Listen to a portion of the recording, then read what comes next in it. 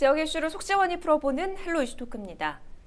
코로나19가 완만한 감소세를 보이고 있습니다. 정부는 거리두기 조정안을 내놨는데요. 이번 3차 유행은 개인 간 접촉에 따른 감염 비율이 높다는 게 방역 당국의 설명입니다. 인천의 경우는 11월 이후 집단 감염에 따른 확진자가 가장 많았습니다. 특히 아파트 집단 감염까지 나와서 지역사회를 긴장시키고 있는데요. 이번 이 거리두기 완화가 행여나 또다시 확산세를 부추기지는 않을까 우려되는 상황입니다. 오늘 자세한 내용을 짚어보죠. 김경우 서울백병원 가정의학과 교수와 정진욱 기자 함께합니다. 두 분 어서 나오세요. 네, 안녕하세요. 반갑습니다. 지난 연말부터 가파르게 치솟던 이 확산세가 다소 지금은 진정 국면에 돌입을 했습니다. 과거에는 1000명대까지 하루 확진자가 쏟아져 나왔는데 지금 어느 정도 수준까지 완화된 건가요? 일단은 우리나라 신종 코로나 바이러스 감염증이 한 1년 동안 세 차 고비를 맞았는데요. 지난해 2월에서 3월 2차 유행 때에는 2월 29일 하루 확진자가 909명으로 가장 높았고요. 네. 8월 2차 유행 때에는 8월 27일인 확진자가 441명으로 가장 높게 나타났습니다. 네. 지난해 11월 이제 시작한 3차 유행은 현재 진행형인데 특징이 이제 수도권 확진자가 집중이 됐고 또 지역에 번지면서 12월 25일 1,215명인 정점을 찍고 계속 하향세를 유지하고 있습니다. 이제 1월 19일 0시 기준 386명으로 낮아졌는데요. 300명대는 지난해 11월 25일 이후 55일 만에 이제 내려간 거고 어제도 그러니까 18일에도 300명대 유지했죠. 어제로 18일 기준으로 하면 54일 만에 이제 내려간 건데요. 네. 다음 주 중에도 이 300명대 계속 유지하다가 점점 내려갈 것으로 좀 전망되고 있습니다. 네.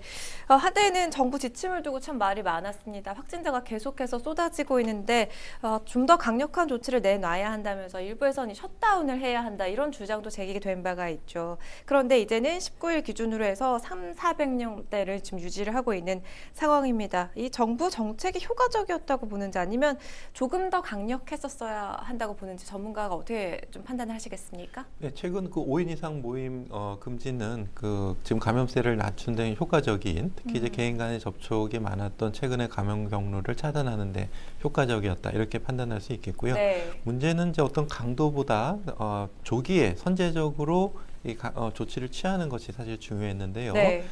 기자님께서 지적해 주신 것처럼 11월 7일부터 개편된 사회적 거리두기를 통해서 1단계로 완화되면서 100명 이하던 신규 확진자가 일주일 만에 200명대 또 일주일 만에 400명대 이렇게 기하급수적으로 증가하고 있었는데 그때 선제적으로 거리두기를 강화했었는데 계속 며칠씩 거리두기 강화하는 것이 늦어지면서 지금 12월 25일 날 1215명까지 정점에 이른 그 원인이 됐다고 봐야 될 것 같고요. 그래서 네. 이것에 대해서는 늑장대행이다, 골든타임을 놓쳤다 이런 비판이 많이 있었는데요.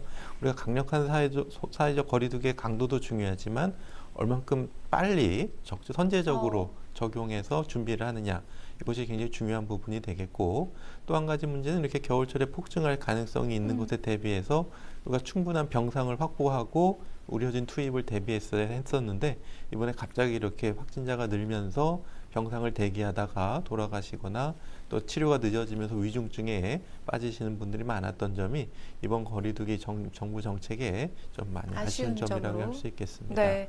19일 기준으로 300명대를 지금 유지하고 있습니다. 이렇게 진정세를 보이고 있는데 정부는 최근 거리두기를 기존과 동일하게 유지하기로 결정을 했죠. 즉 수도권은 2.5단계를 이달 말까지 1월 31일까지 유지하겠다는 방침인데요. 그 안에서도 세부 조정안은 좀 달라진 부분들이 있죠. 네, 맞습니다. 정부가 16일이죠. 현행 사회적 거리두기 단계와 5인 이상 모임 금지를 2주간 연장을 했는데요.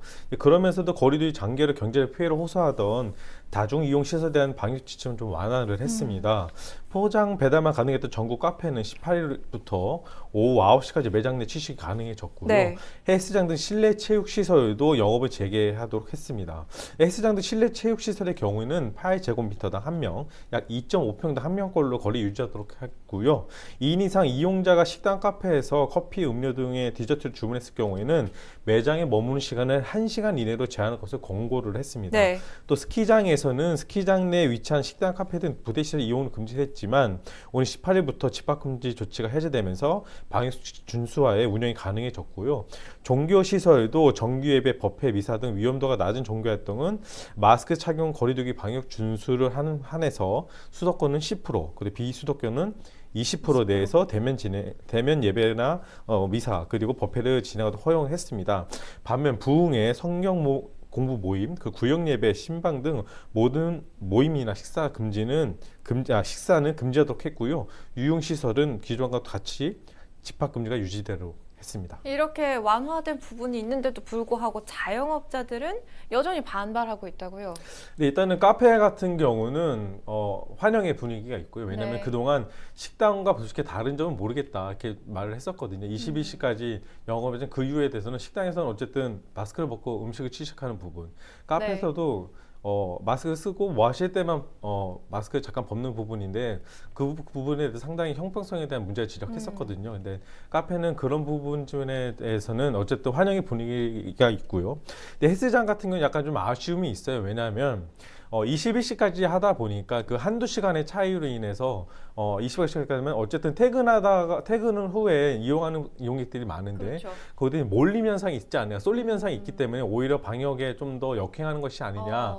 그리고 수영장 같은 경우는 샤워장을 좀 허용을 했거든요. 네. 근데 헬스는 아직 허용을 하지 않았습니다. 그렇게 하면은 헬스장 같은 경우는 오전에 이용하는 회원들이 좀 있거든요. 오전에 이용하고 출근하는 그런 이용객들이 있는데 씻고 샤워를 하다 나가려는 보니까 사람들. 오히려 이제 퇴근 시간에 또 몰리는 현상이 있다. 네. 그래서 한두 시간만 해도 좀 더 연장을 해달라 그런 부분도 있었고요.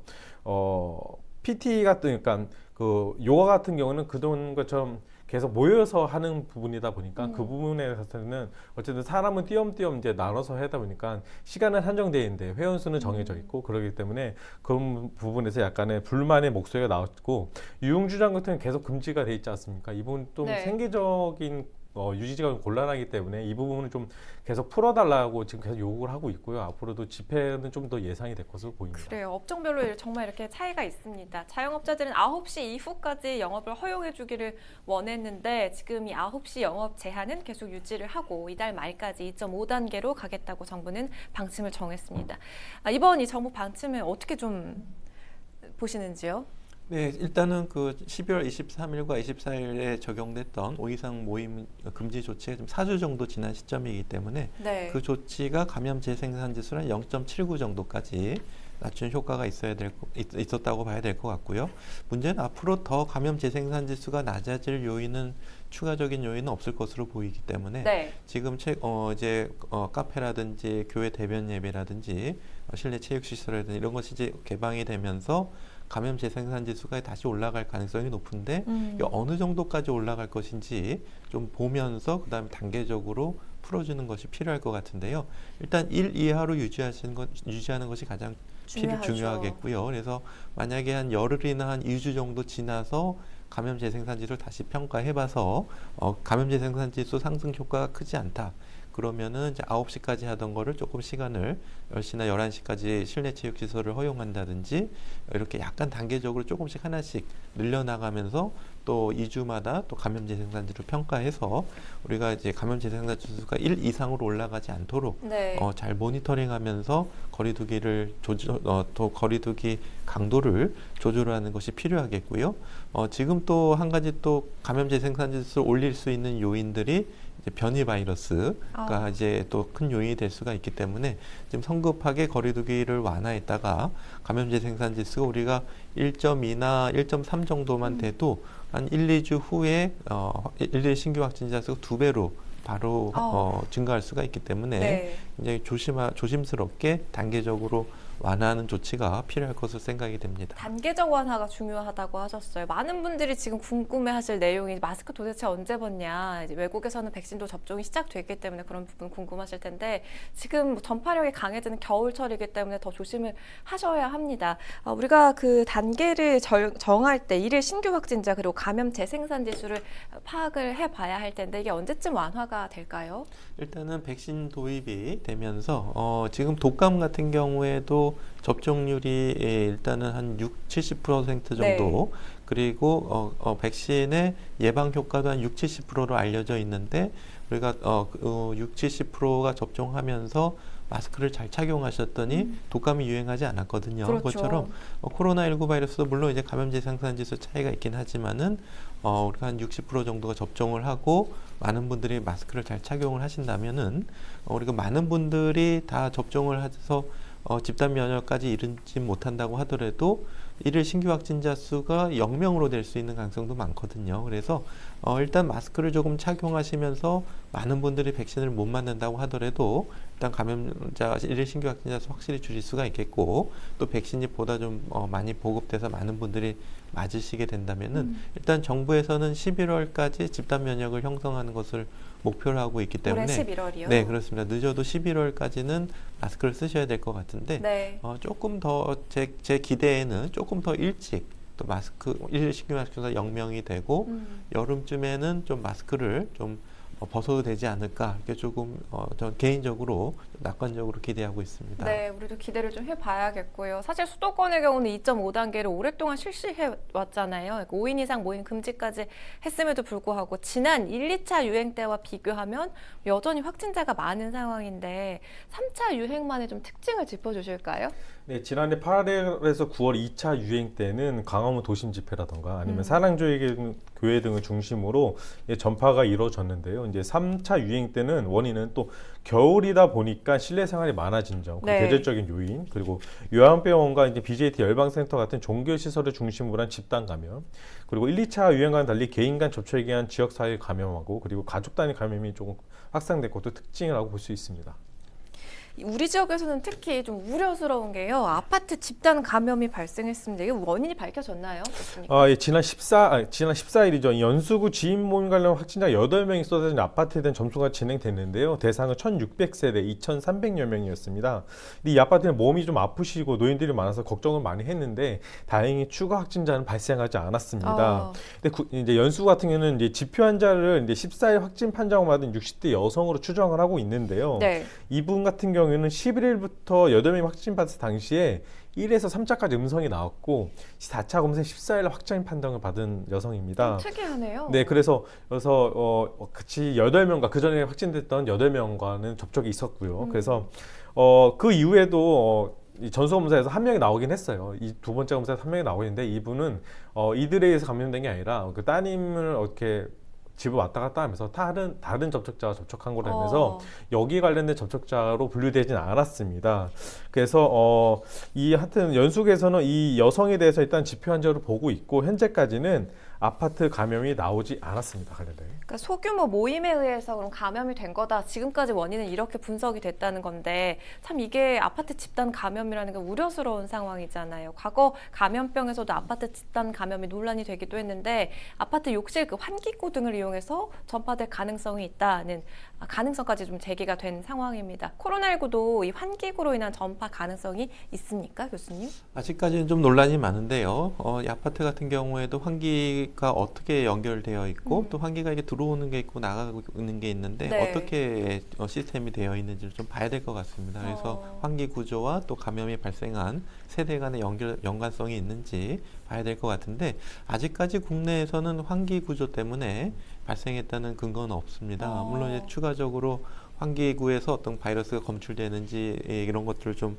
확인을 해봐야 되겠지만은 아마 그것보다는 집단 감염이라든지 또 엘리베이터와 같이 좀 밀폐된 환기가 안 된 공간에서 밀접한 접촉을 통해서 전파가 일어났을 가능성도 있기 때문에 일단 다른 원인에 의한 전파 경로를 추정해봐야 될 것 같습니다. 네, 뭐 불필요한 공포심을 우리가 가질 필요는 네, 그렇다면 그렇습니다. 없겠네요. 최근에 이렇게 거리 두기가 조정되면서 이제는 카페 내 음료 섭취도 허용이 됐고요. 또 헬스장이나 노래방 등 일부 시설 영업도 허용이 됐죠. 이렇게 되면 개인 간의 접촉이 늘어날 수밖에 없을 텐데 더 나아가서 또다시 대유행이 나타나는 게 아닐까 이렇게 우려하시는 분들 많이 계시거든요. 어떻게 보십니까? 네, 증가가 있을 유행이 다시 증가할 위험성이 크죠. 네, 근데 이제 어느 정도 증가할 것인지 우리가 빨리 좀 찾아내야 될 것 같고 네. 감염이 증가하면서 N차 전파를 막기 위해서는 우리가 감염을 조기에 인지하는 노력들이 필요한데 우리가 어떻게 빨리 확진자가 다중이용 시설을 이용했는지 확인하는 것이 굉장히 중요할 수가 있겠고요. 그동안 우리가 감염 전파를 막을 수 있는 여러 가지 과학적인 실증적인 연구들이 그동안 조금 부족한 점이 좀 아쉬움이 많이 남습니다. 그래서 네. 마스크의 효과라든지 손 씻기의 효과 또 가림막 이런 것들이 많이 개발은 됐는데 실내 환기를 어떻게 우리가 충분하고 효과적으로 할 수 있을까 이것에 대한 어떤 뭐 공기청정기를 통한다든지 아니면 공기를 정화한다든지 그러니까 고온이나 뭐 자외선을 쪼인다든지 이러한 특별한 살균 환기 장치 또 아니면 우리가 미세먼지를 배출하는 국소 환기 장치가 있는 것처럼 우리가 실내에서도 그런 국소 환기 장치를 좀 응용해서 실내에서 감염 전파를 줄이는 이런 실증적인 과학적인 연구를 좀 했었으면은 네. 우리가 겨울철 특히 이제 밀폐된 환경에서 충분한 환기가 어려울 때 어떻게 실내 공기의 질을 유지할 수 있을 것인가 이게 조금 도움이 됐을 텐데 그런 것들에 대해서 우리가 조금 더 계속 고민을 하고 연구를 할 필요가 있을 것 같습니다. 네. 자, 3차 유행이 아직까지는 안심할 수 없는 상황인데 또다시 큰 유행이 있지 않게 하기 위해서는 우리 어떻게 좀 노력을 해볼 수가 있을까요, 기자님? 일단은 아까 의사님께서 말씀하신 대로 기본적인 수칙을 잘 지켜야 되는 부분이에요. 그 부분을 지키지 않다 보니까 여러 가지 집단감이 나오고 있는데요. 특히 요양병원이나 요양원 같은 노인들이 그러니까 취약 계층이 있는 시설 같은 경우는 노인분들은 나쁘시니까 나갈 수가 없지 않습니까? 결국에는 그렇죠. 외부인에서 왔다 갔다 하는 그분들에 의해서 감염된 사례가 전파가 된 사례가 있는데 이 부분이 상당히 간과를 하면 안 될 것 같아요. 나라도 문제가 생긴다면은 나로 인해서 많은 분들이 목숨을 잃는 경우, 그리고 인천 같은 경우도 지금 요양병원과 요양원 같은 경우, 그리고 부천과도 최근에 요양병원에서 사망자 급증했지 않습니까? 그렇죠. 이런 부분을 보면 기본적인 수칙을 반드시 지켜야 되고 마스크를 잠깐이라도 벗어서 비말이한 접촉에서 감염이 됐다 하면 내가 일하는 곳에까지 전파가 될 수 있다는 그런 경각심을 좀 가져야 된다고 봅니다. 뭐 어떤 특별한 방식이 있는 게 아니라 기본적인 수칙, 우리가 이미 다 알고 있는 그걸 지키는 게, 실천하는 게 무엇보다도 중요하다는 말씀이셨어요. 자, 또 하나 이번 3차 대유행에서 눈에 띄는 부분이요. 무증상 감염자가 많이 나왔다는 거고요. 또 하나 대중교통을 통한 감염이 상당히 이뤄지고 있다는 게 아니냐 이런 지적인데 이게 큰 변수가 될 수 있을지 앞으로의 위험 요인들 뭐 또 어떤 게 있을까요? 네, 대중교통 같은 경우에도 가능성이 있는데 사실 확인하기는 그동안 어려웠고 네. 버스 기사분이 감염돼서 승객분들이 조사했는데 다행히 이제 승객들 감염은 없었는데 근데 택시라든지 아니면 차량을 같이 이용하신 네. 분들끼리 감염된다든지 그렇기 때문에 얼마든지 밀폐된 환경 속에서 특히 마스크를 안 쓰시거나 이런 경우에는 대중교통을 통해서 얼마든지 감염이 일어날 수가 있기 때문에 네. 앞서 말씀해 주신 것처럼 서로 마스크를 잘 쓰시고 또 밀착해서 공기가 새지 않도록 잘 써주시는 것이 필요하겠고 가급적이면 이렇게 대화를 하거나 하시면서 비말이 튀는 것을 자제하시도록 가급적이면 통화라든지 대화를 자제하신다든지 또 오히려 대중교통을 또 관리하시는 부서 같은 경우에는 표면 소독과 환기 장치를 네. 잘 점검하시고 또 가급적이면 밀접도를 좀 낮추기 위해서 배차를 좀 늘리고 그래서 이용하시는 분들이 좀 혼잡하지 않도록 해주시는 것이 필요하겠고 네. 또 회사에서도 가급적 재택근무를 좀 많이 늘리고 활성화해서 출퇴근할 때 좀 덜 혼잡하도록 이런 노력들이 같이 이루어져야 될 것 같습니다. 네. 자, 결국은 서로가 조심할 수밖에 없다 이런 말씀이신데 지금 하반기 백신 접종 이야기가 나오고 있죠. 백신 수급을 둘러싸고 참 말이 많았는데 우리나라 백신 확보 문제 없습니까? 일단 정부는 전 세계 다국적 제약사 협의를 통해서 6,600만 명분의 백신 확보 중이라고 밝혔습니다. 전 국민이 접종하고도 1,000만 명이 남는 물량인데요. 근데 국내에 들여오는 코로나 백신은 아스트라제네카, 화이자, 얀센, 모더나도 총 4개 다국적 제약사가 제조한 5,600만 명분입니다. 노바백스가 제조한 백신 1,000만 명분은 이상도 도입을 협의하고 있는데요. 앞으로는 관심은 이제 안전하게 백신을 접종하고 집단 면역을 형성하는 것, 이를 위해 정부는 1월 말까지 예방 접종 준비 계획을 만들어 발표할 계획으로 있습니다. 하반기에 이렇게 백신을 접종하게 되면 올해 안에 여행이 가능할까요? 제가 자꾸 이런 질문을 드리게 되는데 아마 많은 분들이 궁금해하는 부분이실 것 같아요. 이게 언제쯤 진정이 될까요? 네, 일단 국내에서 집단 면역은 정부에서 11월까지 집단 면역을 형성해서 우리가 마스크를 벗을 수 있다 이렇게 보고 있고요. 물론 네. 전 세계적으로는 아직 백신을 맞지 못한 국가가 많기 때문에 얼마든지 해외에서 유입될 수도 있고 우리 국민들이 나갔을 때 물론 백신을 맞고 나가시면 걸릴 가능성은 적지만은 예방 효과가 조금 떨어질 수가 있기 때문에 유행 지역에서는 좀 조심하실 필요가 아직 있을 수가 있겠고요. 네. 다만 지금 독감이 유행이 우리가 지난 가을 겨울에 한 1,200만 명 정도가 우선 접종 대상자로 접종을 하셨고 마스크를 잘 하시고 손위생을 하면서 거의 유행하지 않는 것처럼 네. 우리가 1,000만 명분만 코로나19 접종하시고 마스크 쓰기를 하시고 또 조기 검사를 통해서 N차 전파를 차단한다면은 봄이나 여름부터는 네. 확진자 수를 확실히 줄인 상태에서 일상생활이 가능할 것으로 예상이 됩니다. 잘 알겠습니다. 우리 지역 코로나19 상황 짚어봤습니다. 헬로 이슈토크가 준비한 소식은 여기까지입니다. 시청해주신 여러분 고맙습니다.